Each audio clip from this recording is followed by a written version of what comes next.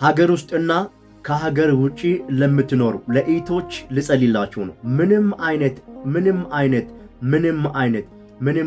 ችግር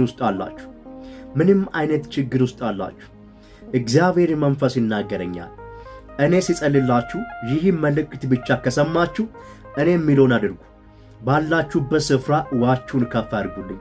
በዚህ ዋለ ጸልያለሁ። አንደኛ እንቅልፍ የሌላችሁ መተኛት ያልቻላችሁ በምንም አይነት የጠላት አሰራር እያስፈራራችሁ ያላችሁ እንቅልፍ ያጣችሁ እንዲሁም በተለያየ አይነት የሆድ ህመም ምንም አይነት የበሽታ ከዝ ሊሆን ይችላል።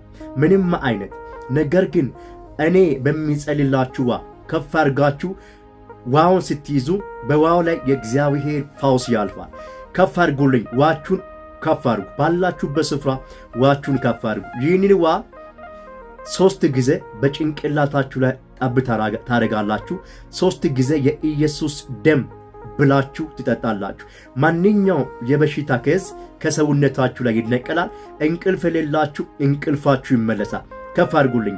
የሰማይ አምላክ እግዚአብሔር ሆይ በዚህ ላይ ሀገር ውስጥም ከሀገር ውጭ ሆኖ ይህንን ድምፅ ለሚሰሙ ሁሉ ያንተ እጅ እንዲገለጥ በዚህ ላይ መደነቅ እንዲሆን በጌታ በኢየሱስም ፈውስ ያቺ ሴት ፈውሷን በሰውነቷ አወቀች ብሎ መጽሐፍ ቅዱስ እንደሚናገር ባሉበት ስፍራ እንዲፈወሱ ከማንኛውም ከበሽታ ከዝ ነፃ እንደወጡ በኢየሱስ ስም ጸልያለሁ።